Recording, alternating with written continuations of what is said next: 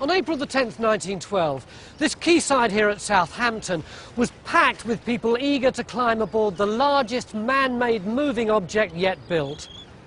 The Titanic, the flagship of the White Star Line, was about to sail into history.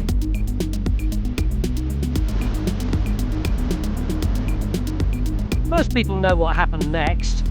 The so-called unsinkable ship, the iceberg, the lack of lifeboats, and the deaths of 1,500 men, women and children.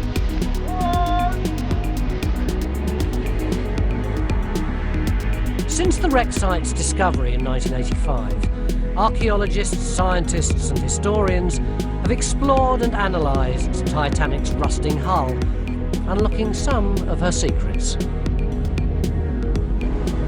But Hollywood film director James Cameron, a man who's absolutely obsessed by the Titanic, is leading one last expedition to enter the ship and solve the final mysteries of the world's most famous shipwreck. And he's invited me along to dive with him 2.5 miles down to the bottom of the Atlantic. It's an honour and it's a privilege. To say I'm excited is an understatement, but I'm also just a little bit scared.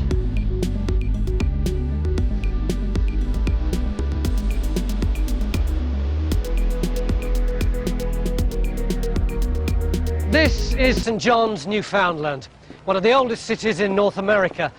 It's approximately 450 miles from the Titanic's final resting place in the North Atlantic, and it's the starting point of our expedition.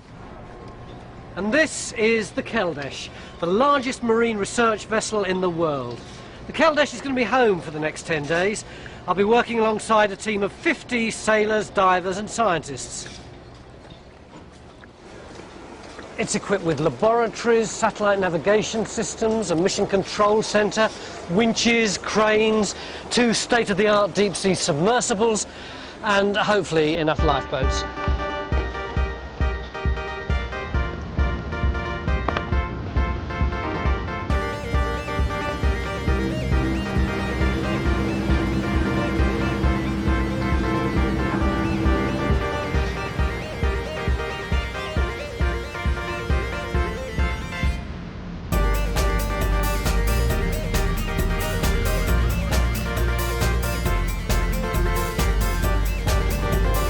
With an average speed of only 10 knots, half that of the Titanic, it's going to take the Keldysh almost 2 days to reach the wreck site. We head out over the treacherous Grand Banks of Newfoundland and into the deep water of the abyssal plain of the North Atlantic. I'm scheduled to dive in 7 days, so I've got plenty of time to immerse myself in the expedition and meet the team. After making 35 dives and spending over 300 hours exploring the wreck, this is to be Oscar-winning movie director James Cameron's final expedition to Titanic. He's assembled an international team of Titanic experts, from marine archaeologists and scientists to fibre optic cable guys and underwater robotics experts. The Americans, Kiwis, Canadians, Russians and Brits share Jim's passion for all things Titanic. It's like a shuttle launch, you know, you're all keyed up, you get in there, you're all installed, you're ready to go. On his last remaining dives, Jim's great goal is to penetrate the wreck deeper than ever before, entering the decadent Turkish baths, the tangled machinery of the wireless room, and the luxurious first-class passenger cabins. Oh, say it's not the clock. Say it is not the clock on the mantle. Oh my God! By exploring never-before-seen areas, he could finally solve some of Titanic's outstanding mysteries. Did the wireless operators stay at their posts until the bitter end? What time did the cabins finally fill with water? Titanic, despite what you might think or what you might read, is not a closed book. The story is still full of holes. There's still so much mystery around exactly what happened. Sure, the general picture is understood, but the details, so many details are still in question, are still missing, were never recorded. Artist Ken Marchand paints highly detailed pictures of the Titanic wreck.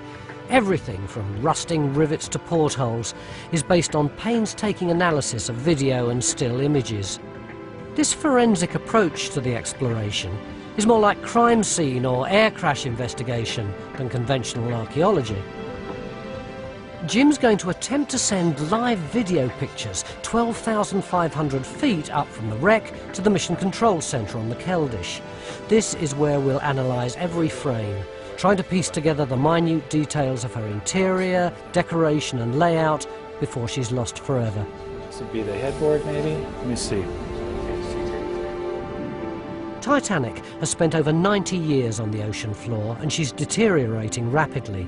She's covered in bizarre alien life forms known as rusticles. Titanic is literally being eaten alive. This is really weird science to me. It is. It's almost to the realm of science fiction. But looking at other wrecks, Titanic, of course, was the first. But these wrecks, it's happening everywhere. It's a natural process. And Mother Nature is very good at using what's out there and recycling it almost. The science, technology and forensic analysis are all very impressive, but in my mind they get in the way of the real story of Titanic. What interests me is the people who worked on that ship, most of whom started their last voyage back in England.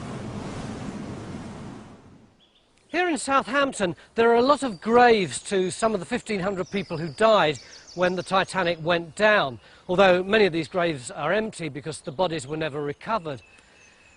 I'd like to find out more about the people who were lost. One in particular, a Robinson, James William Robinson. His body actually was recovered and then it was buried at sea, but he was a ship's victualling steward, which is exactly the same job as my granddad had for the best part of 50 years on the South Africa run, so I do feel quite a lot of empathy with him.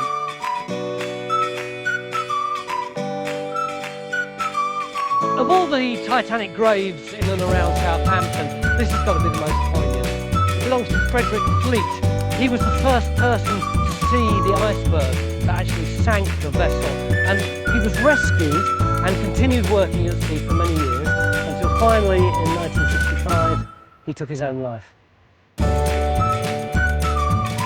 You'll remember that one of the most enduring stories of the sinking is the one about the musicians who played as the ship went down. It says here, they died at their posts like men. Now, I know loads of musicians. Some of my best friends are musicians, but I don't think I know any who do that. I mean, what would be the point?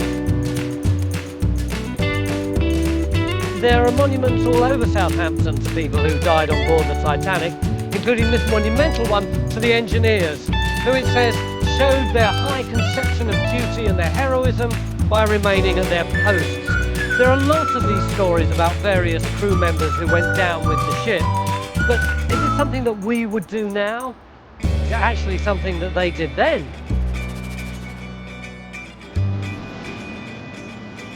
After 36 hours and almost 400 miles, we're nearly at the place where Titanic foundered. There's nothing here that even hints at the scale of the disaster. The ocean's so empty and vast, it feels a million miles from Southampton. But in a few days' time, I'm hoping to get so close to the place where Frederick Fleet first spotted the iceberg, I might almost touch it.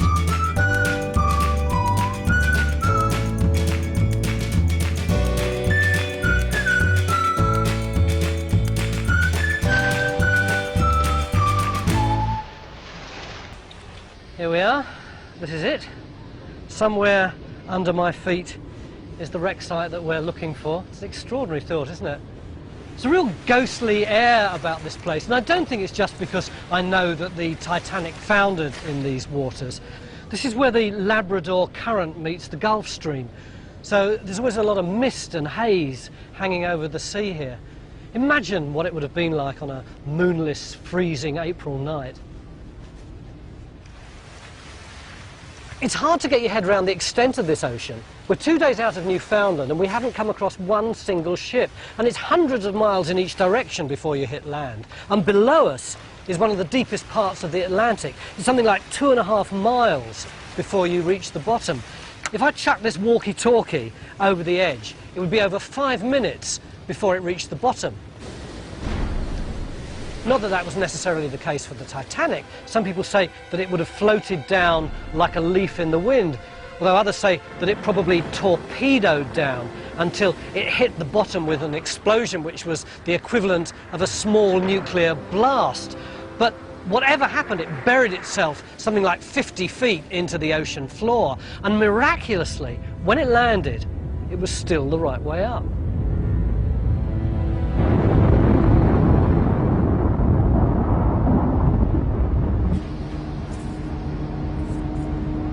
With the Keldysh now positioned over the wreck site, the Russian engineering crew begin prepping and polishing the two subs, called Mirs, ready for the first dive. You? Yeah. go Yeah. Down? Yeah. Oh, it's good. Yeah? It's good. I wasn't on the Mir down. Very much man. But I go down in those submarines, Argus, Russian submarines. Yeah. I was pilot and go You're down. pilot? On submarine from Russia. I'm just beating myself up for how racist and sexist I am. I thought Olga was the cleaner, and she's a scientist, she's an engineer, she's a chemist. She's got more brains than I've got fingers. I'll be going down to the bottom of the ocean in one of these things in 5 days' time, and I don't even know how they work. Carl Spencer, one of Britain's most experienced deep-sea explorers, gave me a quick tour. This is one of only a pair of submersibles capable of diving to the depths of the Titanic. How far down will it go? 6,000 metres. So at the depth of the Titanic, 3,784 metres, we're well within the working limits of the Mirs. What will stop it crushing in on itself and squashing me to the size of a pea? Well, the actual cockpit is actually a 7-foot diameter nickel alloy sphere. It's 9 inches thick. There are 3 portholes on the front. The portholes themselves are made out of plexiglass. They're 7 inches thick. I mean, this thing is a pretty strong piece of engineered equipment. Obviously, it's warm inside the sphere. Yeah. The water temperature on the bottom gets to about 2 degrees C, so occasionally you get condensation. The only time you have to worry is if the water that drips on you tastes a bit salty. Don't say that stuff. So look, do I get in it here, or do I get in it when we get out to sea? No, everything on the Mirs is rigged on deck here in the Mir bays. Yeah. There's a set of ladders on the port side of the Mir. This takes us to the hatch on the top of the Mir. So how does the thing get uncoupled from the derrick that swings me out? There's a proper deployment system here, Yeah. which swings the Mir, already rigged, you guys out, and deploys it over the side of the Keldysh. Yeah. There's a ship on board here called the Koresh, which is a support ship for the Mirs. It then tows them out to a designated point. The cowboys cut the The who? The cowboys. They've become known as the Mir Cowboys because they ride the top of these Mirs. They're like a rodeo rider on a steer. I want to be looked after by guys in white coats with glasses. Each one has 3 university degrees, not cowboys.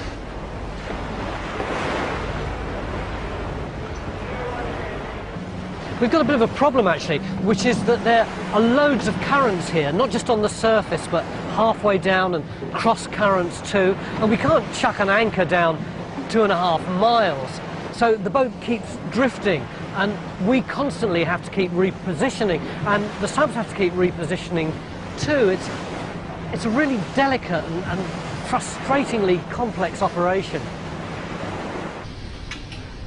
With the Keldysh repositioned, Jim's ready to make his first dive, to explore the wreck and test the surface video link. The video pictures are sent back to the Mir, and from the Mir up to the surface via 20,000 feet of fibre optic cable. It's critical that this fragile umbilical, costing $1 a foot, doesn't snag or snap on the long descent. The cable's controlled and paid out from an inflatable boat to minimise drag and drift in the mid-ocean currents. It's a delicate balancing act, letting just enough out without putting too much tension on the cable.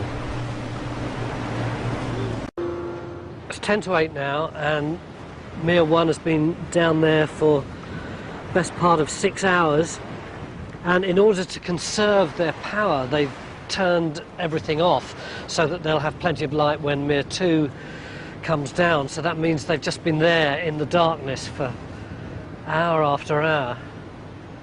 Lord knows what they've been doing. And still there is no sign of Mir 2 being launched. And there's a big debate going on now between the people who are running the boat, who say they don't want it to be launched now because it'll mess up their shift patterns and they'll be working through the night, and the techies who say that if we don't launch now, then the whole day will have been wasted.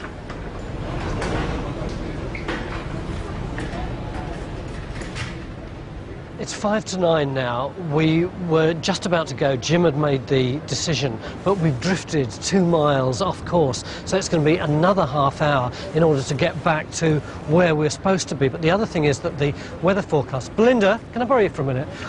What did they say the weather forecast is going to be? The weather forecast it's forecast or predicted between 2 o'clock and 4 o'clock in the morning that a whole series of weather systems will come together, several low pressure systems, several frontal zones, and that will create weather, a 2-hour approximate sort of window of 30 to 35 knots, 2.5 metres swell, another metre of sea on top of that, so something like 3.5 metres, wind, lightning, and lots of excitement.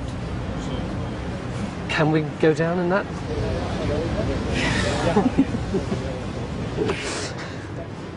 Carl has been stuck on this boat for hours now, waiting to go out. Carl, let's have a word. Yeah, sure. What is it that you're going to do with this boat? We're running this rib in support of the prime rib, which has got the fibre optic feed down to the Mir submersibles down on the wreck. We've had a few technical problems, but we've managed to clear the technical problems now. Unfortunately, it looks like there's a weather front coming in now, so...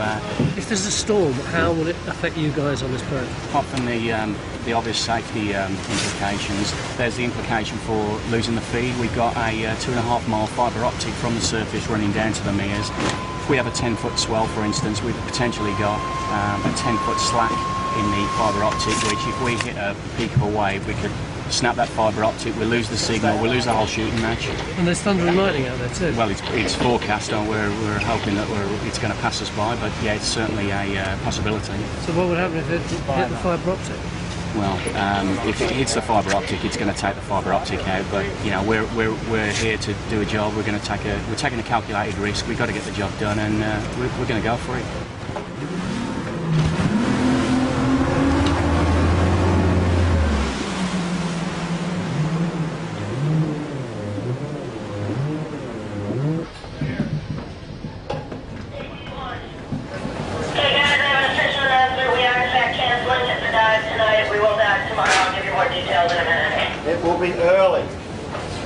10 to 10, the whole thing's been knocked on the head for the night. Jim's just coming out. Mir 1 has been on the bottom now for over 8 hours. No light, no power, waiting for something that isn't going to happen. It's like a shuttle launch, you know. You get all keyed up, you get in there, you're all installed, you're ready to go. You're stacked on the pad, ready to go. And then thunderstorm comes and a nice scrub. it's a fine deal. All right. Alrighty, let's get everyone, make sure We'll we get attack everyone at dawn. early night. 12 hours on the ocean floor, and Mir 1 safely recovered after a completely wasted day.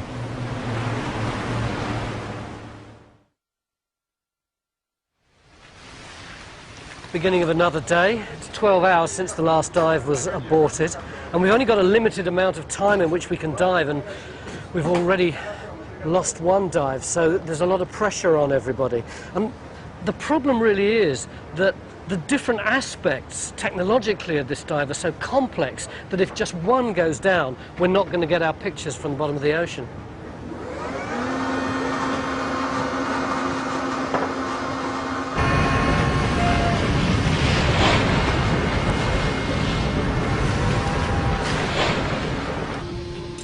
After a 28-hour delay, Jim finally launches in Mir 2.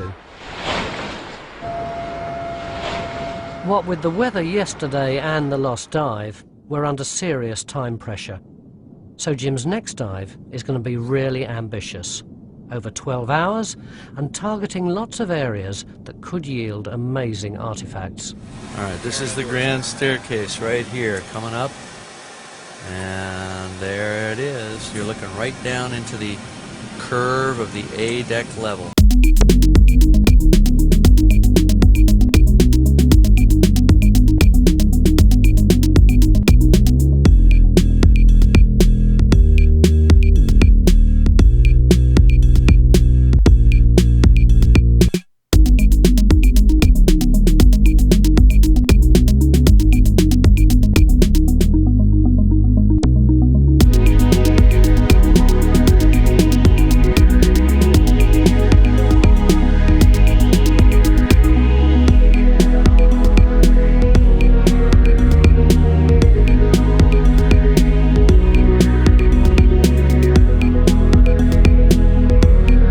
From the stairwell with the immense hydraulic forces created when the ship was inundated.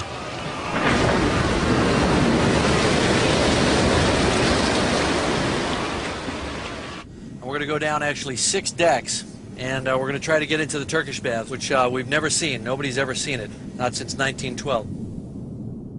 Jim's first target, the Turkish baths, are below the bottom of the grand staircase on F deck. The baths are tantalising, as only one photograph exists showing what they look like.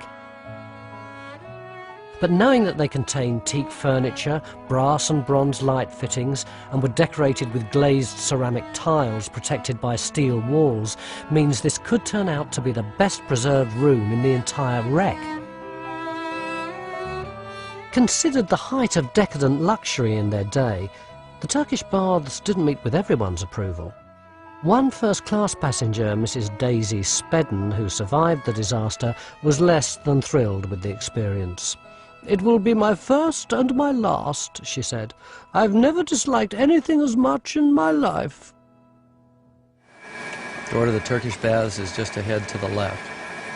But is it closed or is it just ajar? Oh, it looks like access into something. Now I feel like, you know, the archaeologists that found King Tut's tomb, you know, what it must have felt like to them. Tell them we're in the Turkish baths and we see the tiles. We are in the Turkish baths and we see wall tiles. You guys made the call. Look at the quality of preservation. Yeah, Ken called it totally. The preservation of this room is unreal. Unbelievable. Look at this. There's one of the beds. Yeah, look, there's recliners. one of the lounges. I guess these are more of the chaise. Look at that one, it's intact. Talk about deck chairs on the Titanic. Unbelievable. Oh, man. This room is really frustrating, not just for me, but for all the archaeologists. So near, and yet so far. It's hard when something is so technologically advanced and so based in what it takes to get us out here. You mean there's a lot of technological guys, and actually their priorities tend to predominate? Bingo. Well, if they can't get us down there, we can't do anything. Yeah, yeah. And if they get us... No, I was just thinking, but that means that you can't record in the same way that you would as an archaeologist. You can't lay a grid down. You can't say, I've found a certain collection of things right on this point, which may mean something or not. And you do have to go around that, and it is actually extremely difficult to look at an archaeological site and see vertical integrity. Well, look, I've got this room, and oh, it has walls and a roof. Yeah, you're looking at it in a completely different way. And so we tried to come up with a system of nodes where we would go in and survey each room using the little ROV, get a 360-degree view, and then at least bring that back and have image database of Titanic. But it is more of a matching it to the historical record than any actual excavation. We're not disturbing the sediment at all. But there must be some value for you as an archaeologist. There is definitely, and for me, it's that we're going to try and put this artifact database in the public domain. We're going to post it on the web and make it accessible to everyone. Look at the decorations. That is like perfectly... The baths have survived virtually intact due to the walls being made of steel. Even the ceramic tiles are still attached. Oh, look at that. It's The designers were obviously trying to create a Moorish feel to the place. Tiled peacock bird motifs alongside highly ornate carved wood domes and finials. Teak's the only wood known to survive on Titanic. The treated hardwood seems to be immune to decomposition. Oh, look at the preservation of the woodwork. Even the Star of David carvings underneath the half dome are still sharp and visible.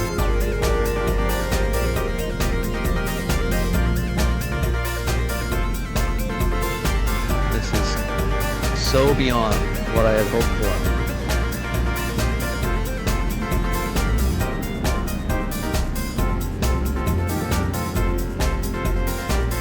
Despite our look but don't touch approach, there are some people who maintain that Titanic should be completely left in peace. After all, 1,500 people died in the disaster.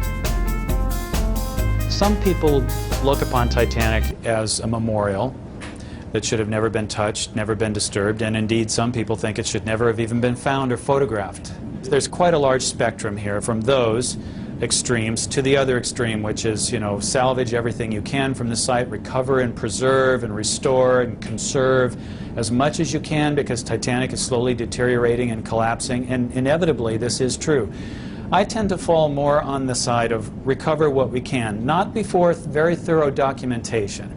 Photograph where everything is in situ, in its position, document, measure, whatever you can, but certainly within a century, everything within that ship, no matter how historical, how rare, they will all be destroyed and lost forever.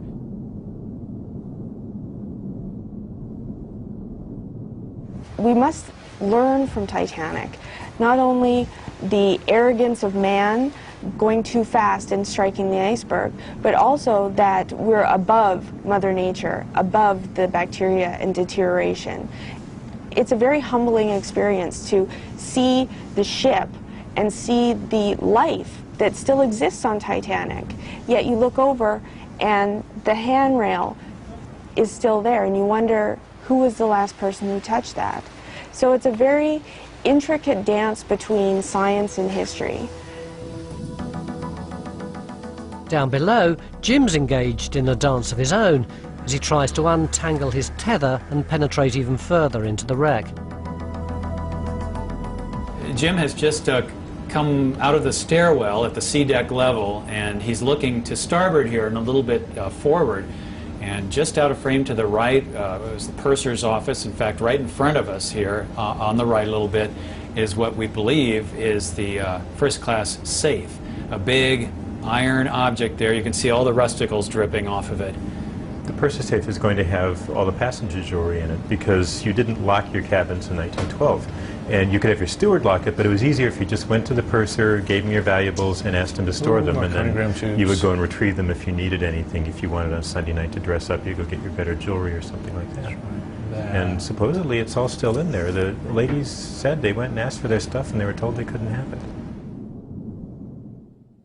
Jim's next target is a suite of rooms made famous in his movie. Belonging in real life to the Strausses, an elderly American couple, their sitting room was where Leonardo DiCaprio painted Kate Winslet. We're heading aft, and the other side of this wall is the sitting room of a suite. And it was occupied by Isidore and Ida Strauss, and he was one of the founders of Macy's department store.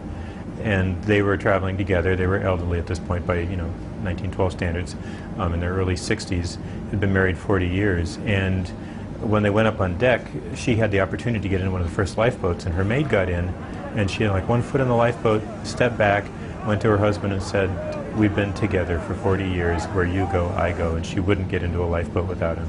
And they ended up going down together. It's not just losing the pictures that worries me. A tangle around the sub's propeller could easily immobilize her on the seabed, with potentially fatal consequences. This is one of those really magic moments. Can you see it out there? There are about 20 little whales. I'll have to find out what sort they are later on. The reason that they're here is, you see this long cable there, that goes right down to the bottom of the ocean, and they've put a transponder on the end of it to help us navigate when we're down the bottom, and the transponder's going ping, ping, ping, and the whales have heard it and they've come to play. It's a bit like that moment in a sci-fi thing where we hear the aliens and go and see them.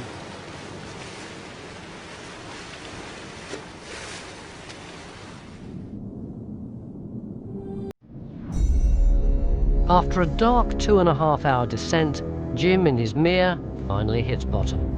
The bottom of the sea, baby, bottom of the sea. Just follow the skid marks. They'll take you to Titanic. All skid marks lead to Titanic.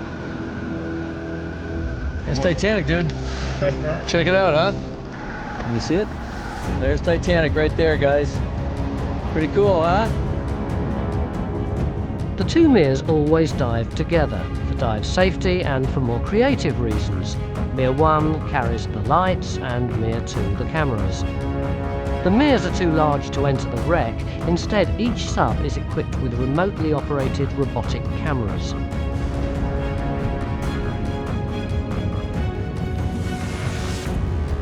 These butts, all individually named by Jim, are controlled from the Mir and are small enough to go through portholes and navigate the ship's collapsed interior. Now, just so you don't think I'm sitting here playing Halo 2 at the bottom of the ocean, I'm actually flying a remotely operated vehicle whose name is Gilligan. He's the green sort of toaster on steroids. The bots cost thousands of dollars and are each capable of working at depths of up to 20,000 feet and pressures of 6,000 pounds per square inch. If nothing goes wrong, they'll be able to penetrate and explore up to 1,500 feet inside the wreck.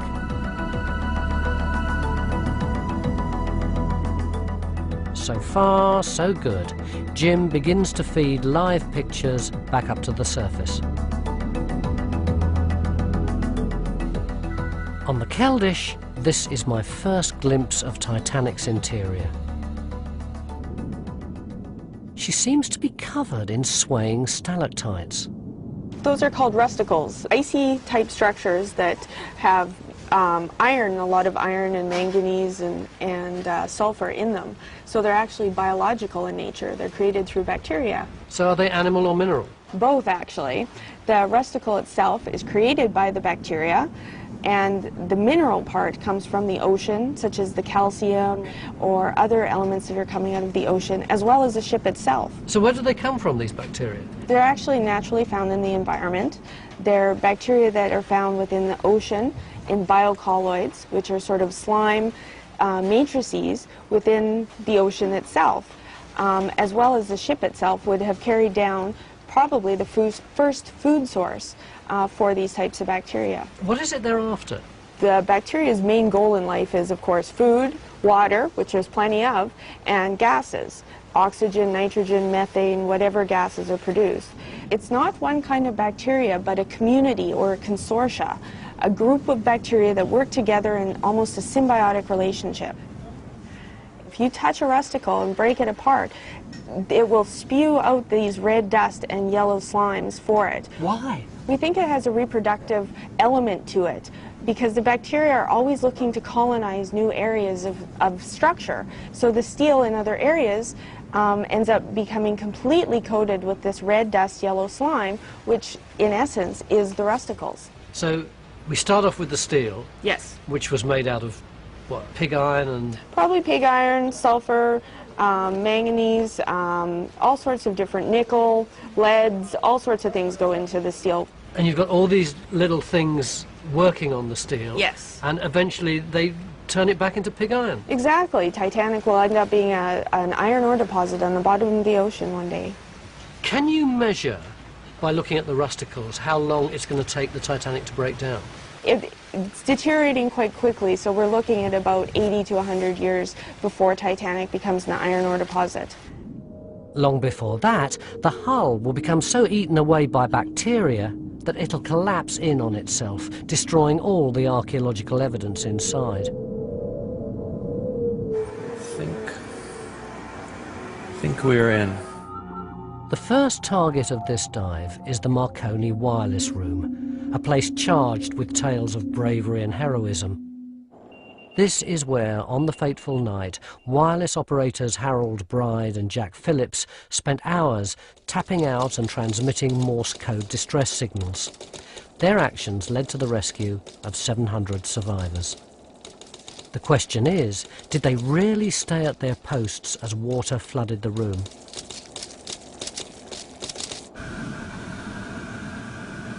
part of what made the story so powerful was the rescue. The people who were saved, the 703 who were saved because of this machine. You know, we're in a wireless age right now. Everybody's, you know, it's wireless everything. But this was the first wireless device. The turn of the last century, it was a wireless age as well, and people were enamored of this technology. Oh, there's some writing vaults. Look at that. And look at these regulators. This is, you can see the left one is cranked all the way over. They were really trying to get the spark up as much as they could as the ship was dying. This is right where Jonathan Phillips switched off the set. The large breaker switch is frozen forever in the off position.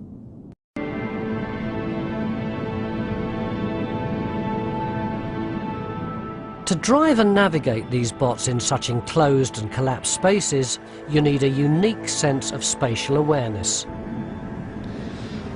Operating one of these robot cameras may seem dead easy, just like playing a computer game, but imagine when it's 12,000 feet down and you're looking for some way to get into the ship, and eventually you come across a doorway or just a rusty old hole in the hold, and you're looking upwards and tilting the camera back down again, trying to avoid all the rusticles and the bits of debris dangling from the ceiling, and you're looking for somewhere to go. Maybe you want to go down to the next floor, or there's a corridor down here and you're not sure whether that's the one that you want to explore. And all the time you're trying to avoid snagging your tether, and there's metal twisted in your way, and virtually all the wood except the teak has completely disappeared.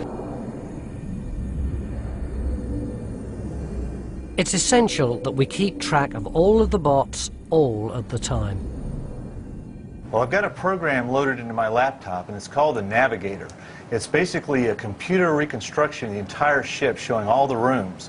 And as Jim's bot proceeds through each of these rooms, I'm following along, following his every movements, so that I can keep oriented on where we are.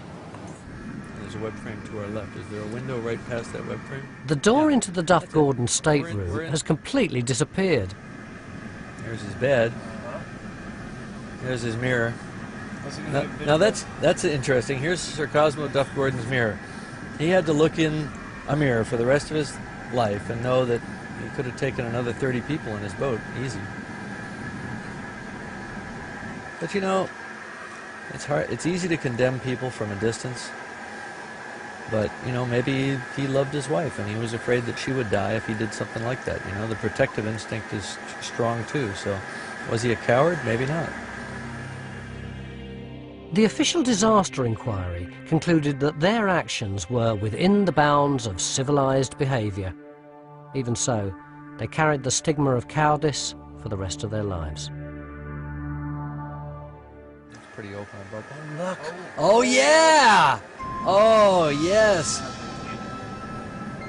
Now we see what the engraved windows look like. Nice.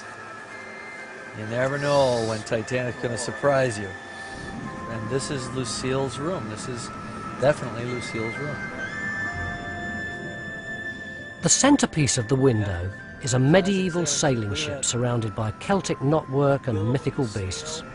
Yeah, a little Celtic nautical motif. This discovery is important.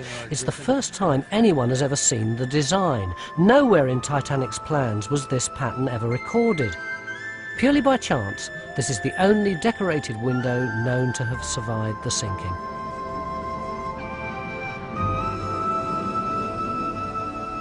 Moving along the empty corridors of A-Deck, the preservation of even the minor rooms is amazing. So this is a lavatory on our left here. Pantry. Actually. Is that what it says? Yeah. Pantry. Oh, well, that might be interesting.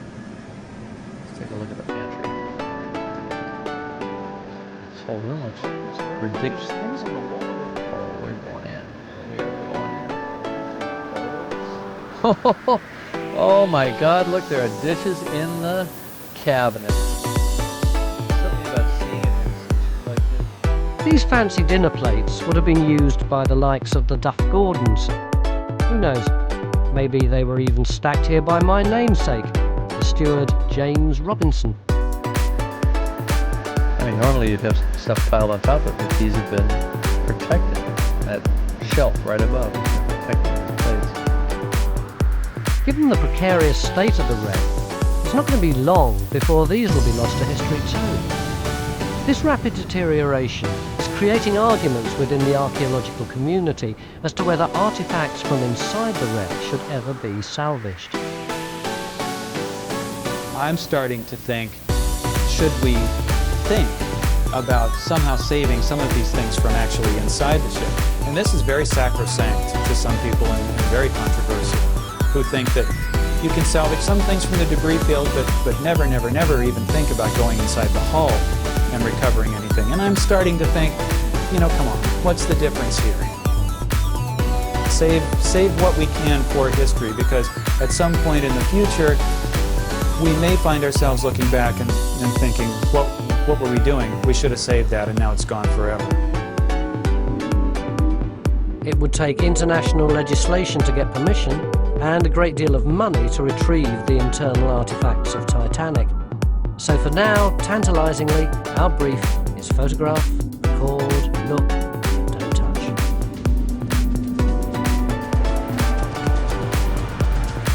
After 12 hours underwater, Jim finally returns to the surface.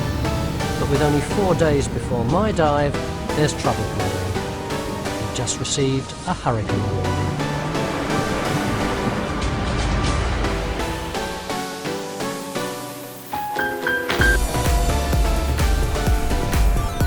With only 3 days before my dive, we've got problems on the Keldysh. The fibre optic video link that worked so well on the previous dive is broken.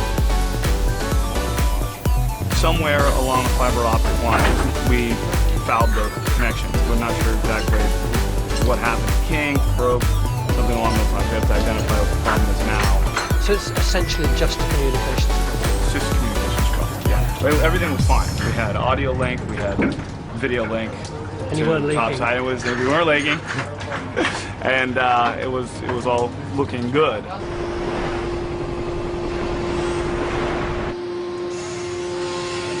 It's a bit worrying that they're bringing this boat back in. The first Mir was supposed to be launched at about 8 o'clock this morning and ended up being launched at 5 to 2, I think it was. And it's now 6:45. This one we thought was going to go maybe about half an hour ago, and then suddenly the roof went back on it and it's just kind of stuck here. We don't really know what the problem is, and everyone is so kind of grey-faced that we don't like to ask them. I think it's something to do with the robot cameras, but I'm not absolutely sure. Although in a funny kind of way, the fact that they're taking so much time and trouble about getting everything set up doesn't make me feel more unnerved about the fact that I'm going to go down. It makes me feel more safe, because I feel if they're going to take that much care about just getting the cameras right, then they're going to take an equal amount of care about me. And rather mundane direction. It's like I've been invited to a journey to Mars, and now we've landed, we're spending the trip down an extinct volcano retrieving bits of spaceship. It's a bit like being in one of Jim's movies.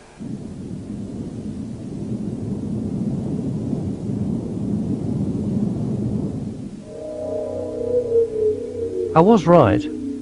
I didn't feel frightened. Well, apart from when we first landed on the deck. It was covered with rust and full of holes.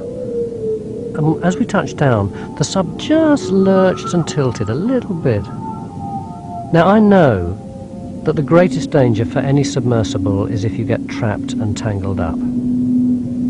So I'm sitting there thinking, what's going to happen if we slip and plunge down into the hold now? There's not going to be much chance of rescue. I'm going to die. And it's going to be a slow, horrible death that's going to take 72 hours before we run out of oxygen.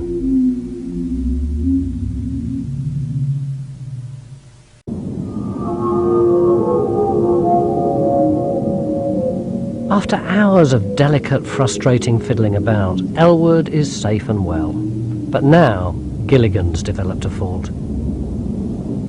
1.5 bots down and we're going exploring. Yeah.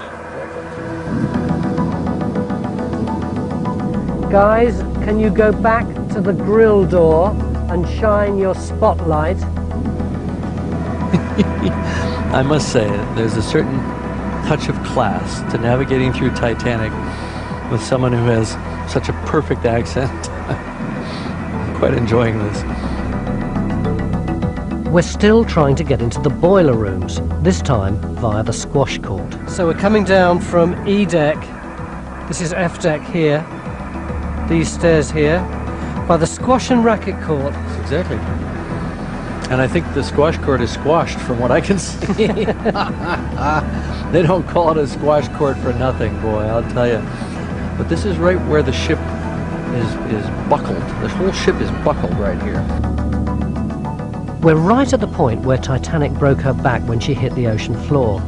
The percussive force crushed the decks, making access for us extremely tight.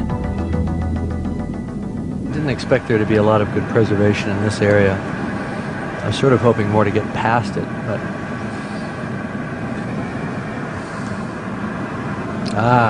Boosh! That's not good. I think I'm stuck. I'm stuck. So have you got no movement at all?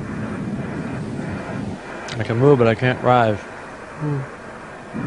Nothing. I have no lift capability whatsoever. Which means the intake is blocked. Shite. Our only option was to use our one remaining working bot to rescue Gilligan. Sorry guys, we might be stuck here. That was the end of my journey of exploration. Not what we dreamed of, is it, Tony? It's not. But it's kind of ironic, isn't it, that Titanic's had her own back. Yeah. 8 hours later, I finally made it back to the Keldysh. Probably because it was Jim's final dive. It was a marathon, over 18.5 hours. No one had ever dived the Titanic for that long before. It was hard. It's very hard.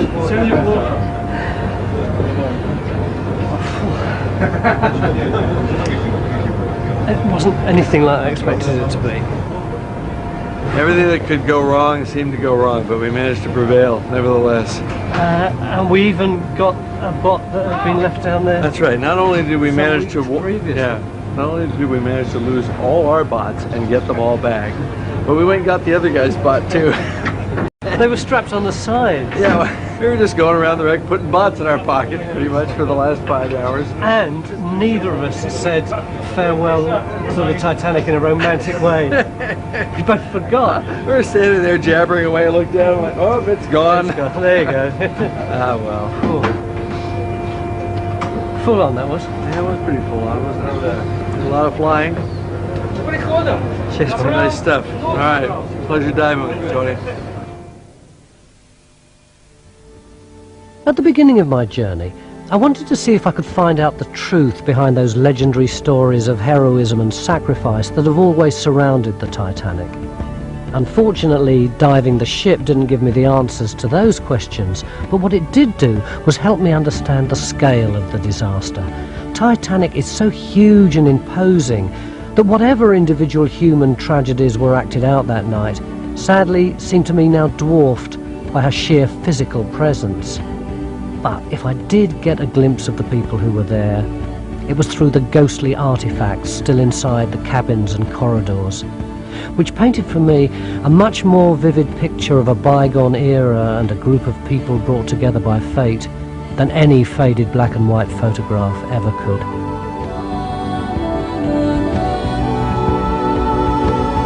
Now? So we're somewhere here? Yes, we're right at the bow. That looks pretty good. Now, let me switch inputs here. There it is. There's the ship. There's Titanic, huh?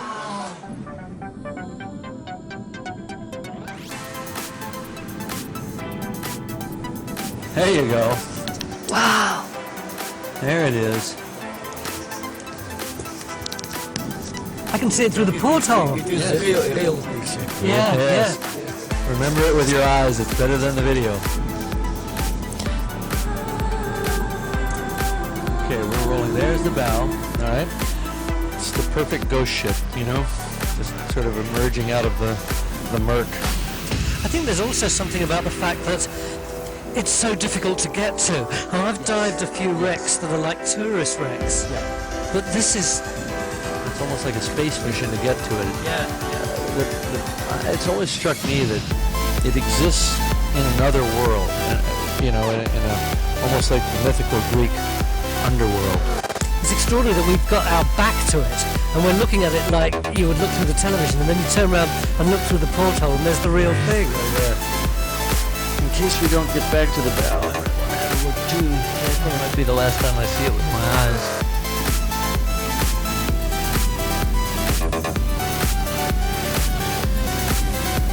Massive chains. Yeah, they're huge.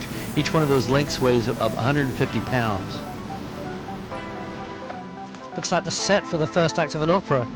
Yeah, it definitely has a very strange quality.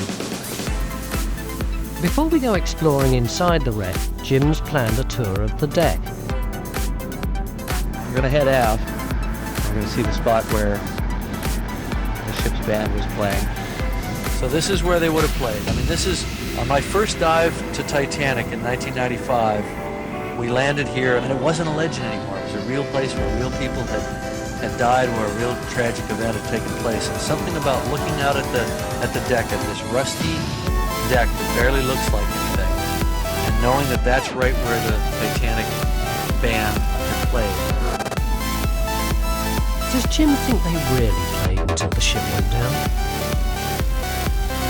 Musicians, you've worked with musicians. Musicians drive you nuts. They're flaky creative types, you know, they're almost as bad as filmmakers. No, these guys were heroes. They were paid some ridiculously small amount of money. They just had a 30% wage cut. Yeah, they had a wage cut. And to put it in perspective, the White Star Line, and probably all the steamship lines, they were so stingy that they only paid the widows 3/4 of their outbound pay because they didn't finish the job to New York. And they charged them for the lost uniforms. I mean, these guys were just lowly paid guys that just played for a bunch of people that never listened.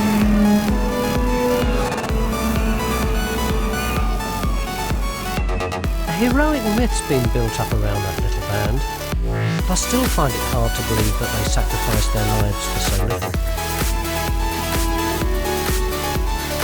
We head forward, towards the bow.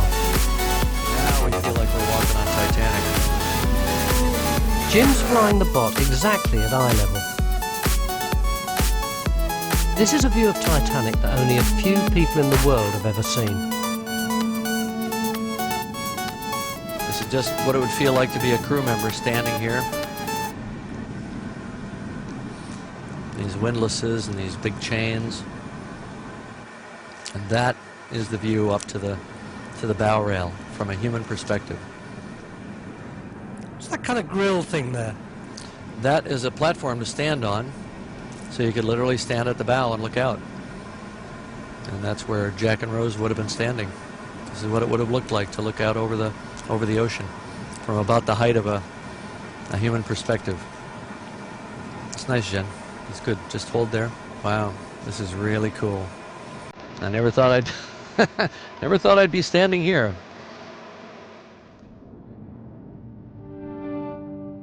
On our journey back from the bow, we begin to travel up the collapsed mast. This is where lookout Frederick Fleet first sighted the iceberg. The mast has suffered a major collapse over the past few years. Given the rate of bacterial growth and consumption, it's not going to be here for much longer. Fleet would have climbed 100 feet up the inside of the hollow mast out of this door to the now destroyed crow's nest. See this cable hanging out of the crow's nest? Yeah. I think that's the telephone cable. So that's where Frederick Fleet called the bridge. Iceberg! Point ahead! And if he had seen it, 10 seconds earlier, might have all been different.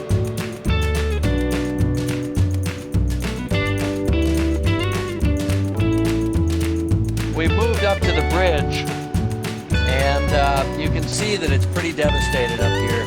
You can see the corner, there's like a wooden baseboard there. That would have been the outline of the wheelhouse. All that remains is the telemotor, the bronze steering mechanism that once held the ship's wheel. What happened here was that a ship went down so fast that the currents of water flowing over it snapped the guy wires that hold the mast, and it fell back and hit right here on the bridge, and it shattered the face of the wheelhouse, and the flow of water just tore it all off. Gilligan is now pretty much standing right where Quartermaster Hitchens was when he was standing at the ship's wheel, keeping a straight and steady course for New York, and unexpectedly heard 3 sharp rings of the crow's nest bell, and that crow's nest would have been, out there in the darkness someplace ahead of him. When Frederick Fleet called in, 6th Officer Moody would have answered the phone right over here against that wall. What he heard was Frederick Fleet saying, "Iceberg, right ahead!" Murdoch looked out front and saw an iceberg right square in their path, and he had to decide, do I go left or do I go right, And it's not clear whether any decision would have been the right one at that point. The junior officers made decisions that night that sealed the fate of 2,000 lives. People say the captain, Edward Smith, was paralysed by indecision. Do you think there was a chance that more people would have been saved if he'd acted faster? It's always easy to be a Monday morning quarterback on the game. They had an unfolding crisis. People within the kind of management team, the officers, handled it well or poorly on an individual basis. They lacked leadership, and things did go worse than they should have from the moment they hit the iceberg. I mean, I played a little mind game for a while when I was doing the movie. I said, well, how would you have saved everybody? Given the givens, like the moment after you hit the iceberg, how would you have saved everybody? And there are 2 answers, 2 things they could have done. Probably both of them so outside of the box that they never would have done it, and even if they had thought of it. 1, put the ship in reverse and back it down to the lights that were about 10 miles away.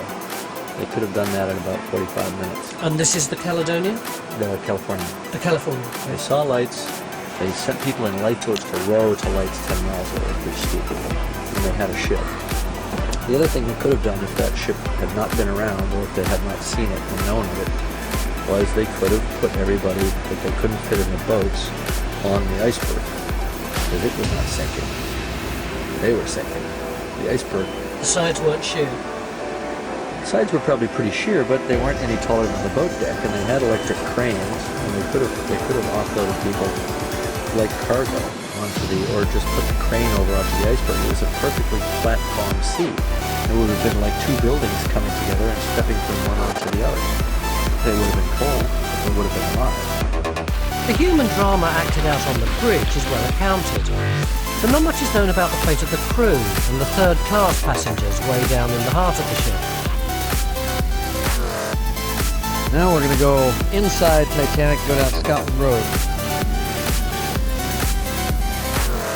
Scotland Road was a corridor running 3/4 of the ship's length.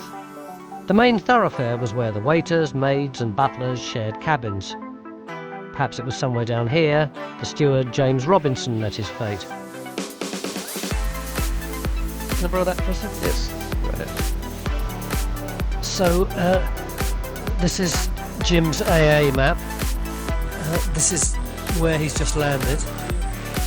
And he's going to go down that one and light all the way down them. So there's a basic column of light that you can always find when he's going all around.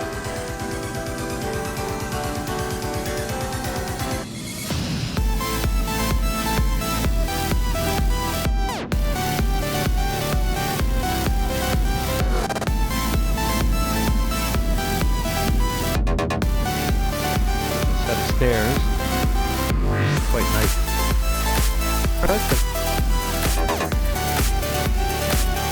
All right, now it's opened up. Yes. Now we're getting somewhere. This is more what I expected to see. Proper corridor.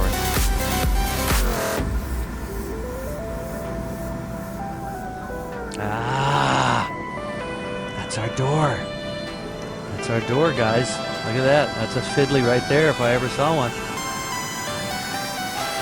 A fiddly was the fixed metal ladder that acted as an escape route from the flooding and exploding boiler rooms. It could be our only way in. No, that's not good. What the hell was that?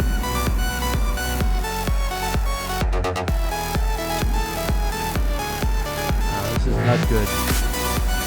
This is not so good right here. This is bad. Bad situation. That's very bad. Oh. Can you see that?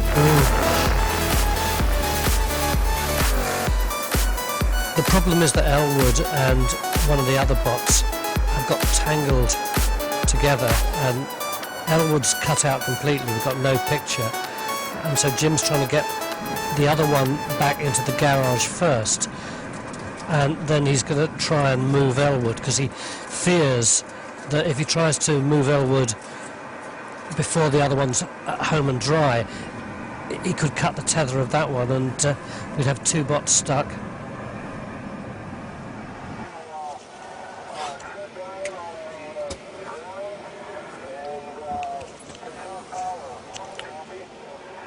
Guys, we got a situation. You need to just chill out for a little while. Conserve energy. All right, we're on a rescue mission now. Before we can go any further into the wreck, we need to rescue Elwood. He stopped moving and stopped sending us video pictures. It could be that his tether's tangled, or maybe he's just run out of battery power. The only way to do it is to use one of the other bots to nudge and bash him back into his little garage on the mere. Not very scientific, I know. Have you any idea which direction you're going? No. No idea. I'm just hunting around till I run into my tether. The strange thing about being in the mere underwater is that you're totally disorientated. Part of you knows that you're in the submersible. Another part of you thinks that you're outside at the bottom of the ocean. And there's another part of you that thinks you're actually inside the little robot camera.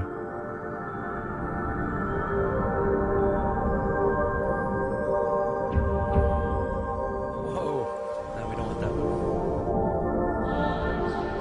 one. This whole journey, which I thought was going to be a trip through Wonderland or Mermaid Land, has actually veered off into a very unexpected and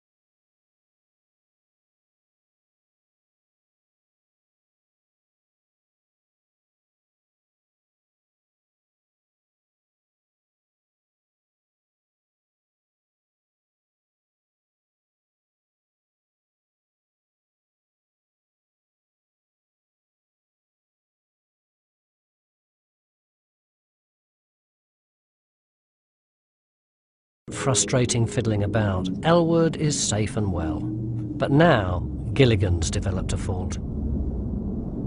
And they ended up going down together. Well, I believe we are in the Strauss cabin. We are in the Strauss cabin, yes! Oh, say it's not the clock. Say it is not the clock on the mantle. Oh my God! This is outrageous. Oh yeah! Oh yeah! Look! The glass crown on the clock face is still intact. Yeah, it's just... If you could just clean it, we could see what time it is. Yeah. This sort of smoking gun evidence is almost never found in archaeology.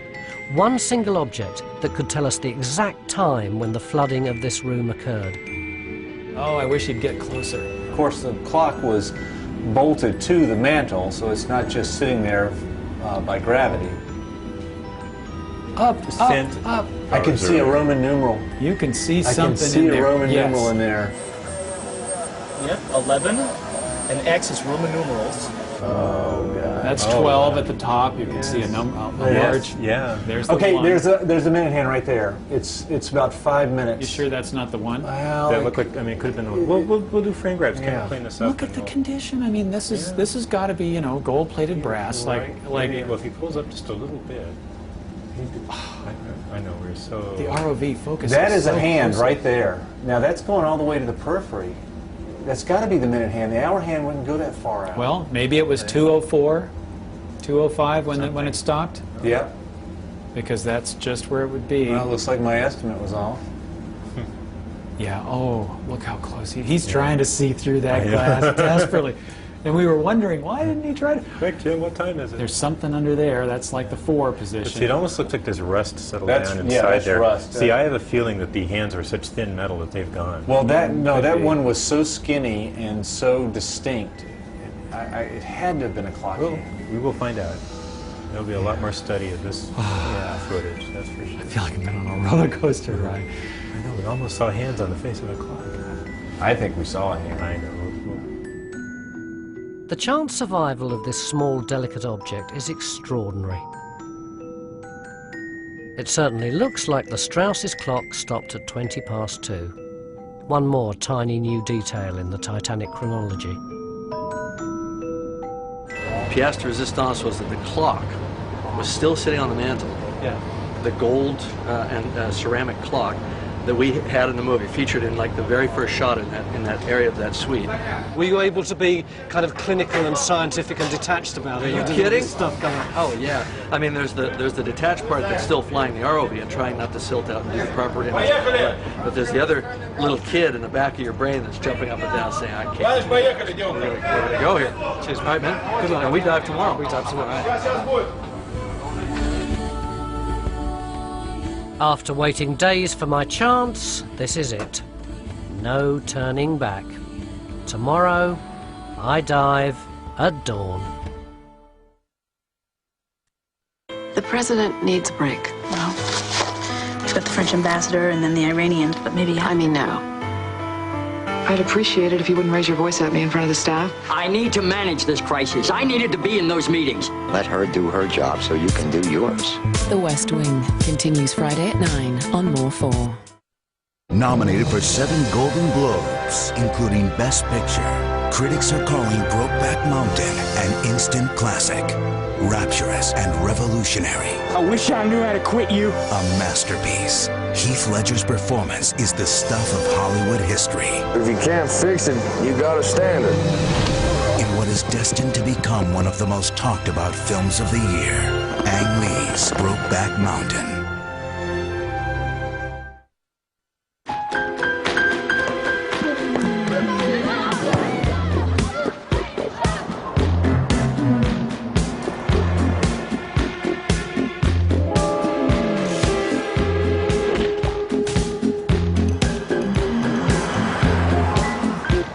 New Vectra, a new Signum.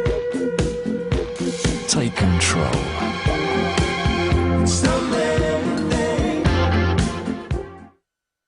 Visit Play.com now for our biggest sale ever. Get a Toshiba 37-inch TV for £1,199. Was £1,499. Free delivery on everything.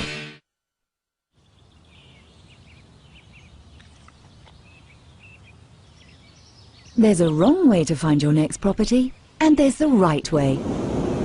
If you're buying or renting in the UK or looking for property overseas, you'll find the widest choice of property all in one place at rightmove.co.uk. Time is running out. Send in your self-assessment tax return by the 31st of January, or you'll get a £100 penalty and start getting charged interest on anything you owe. You need to do it now. Self-assessment. Tax doesn't have to be taxing. Makeup meltdown. I don't think so. New infallible makeup, L'Oreal's first foundation that lasts up to 16 hours. Fight the signs of makeup meltdown. Infallible hides blemishes, stops shine, combats signs of tiredness. Its co-resistant technology prevents rub-off and provides up to 16-hour hold. The result, a finish that looks freshly applied all day long. Infallible. It's my makeup. New infallible makeup, the first foundation from L'Oreal Paris that lasts up to 16 hours. You're worth it. I'm looking for an entertainment PC. You won't go wrong with this one. Packard Bell iMedia 1538 for an incredible £599. That's a £200 saving. It's our lowest ever priced PC with Media Center software, an Intel Pentium 4 processor, built-in TV tuner so you can record and pause live TV, a DVD rewriter, and a flat panel monitor included in the price. Sold. Online or in store, you've got the best of both worlds. PC World.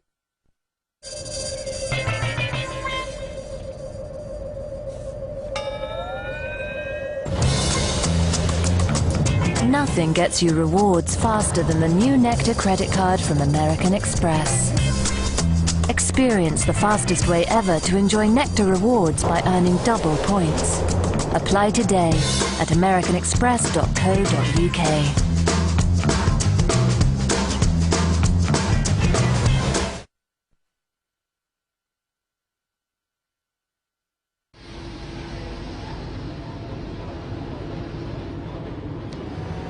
Up until now, I've watched all this stuff rather dispassionately. Jim came out of the water about 7 hours ago, and the guys are doing the essential maintenance so that it can go back in again. It's a bit like a pit stop in a Formula 1 race. The only difference is that in 2 hours' time, it's me who's going down there. So get it right, lads.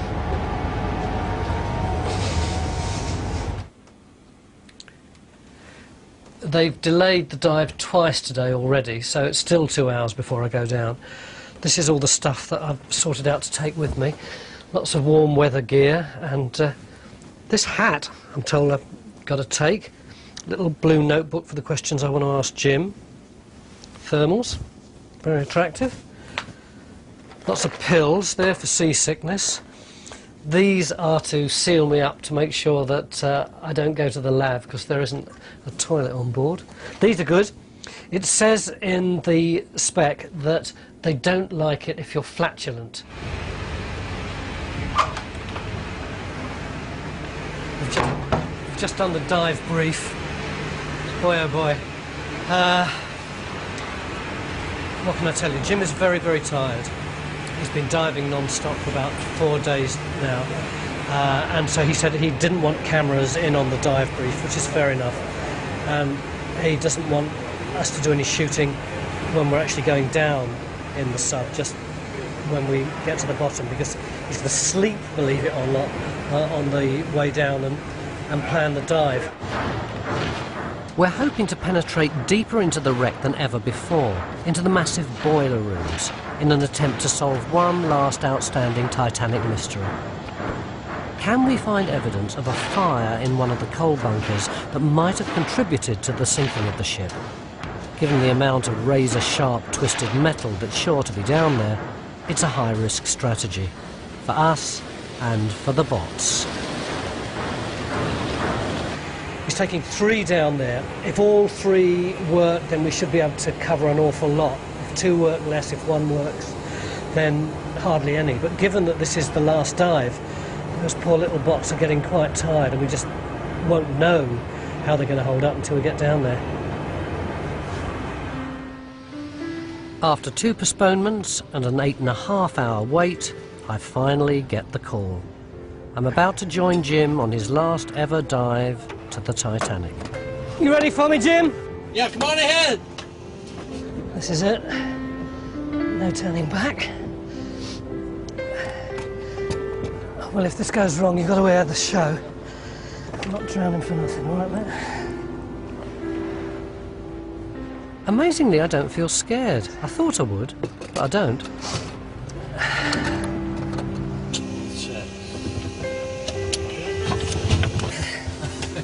This is the biggest sub of its depth class in the world. If this is the biggest, I'd hate to be in the smallest. I'm going to have to spend at least 12 hours in here. A lot of electric, and they want to keep your feet. Our pilot Genya gets in, and the hatches are battened down. All the sound of the outside world suddenly disappears. It's like some sort of weird sensory deprivation. I'm getting really twitchy being surrounded by all these electronic buttons and switches. I really don't want to press anything important.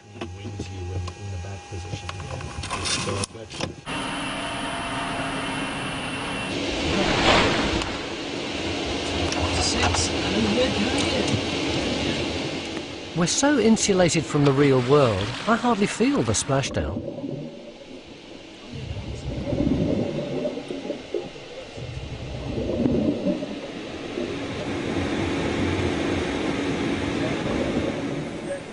Descending at over 5,000 feet per hour, it gets completely dark outside in less than a minute.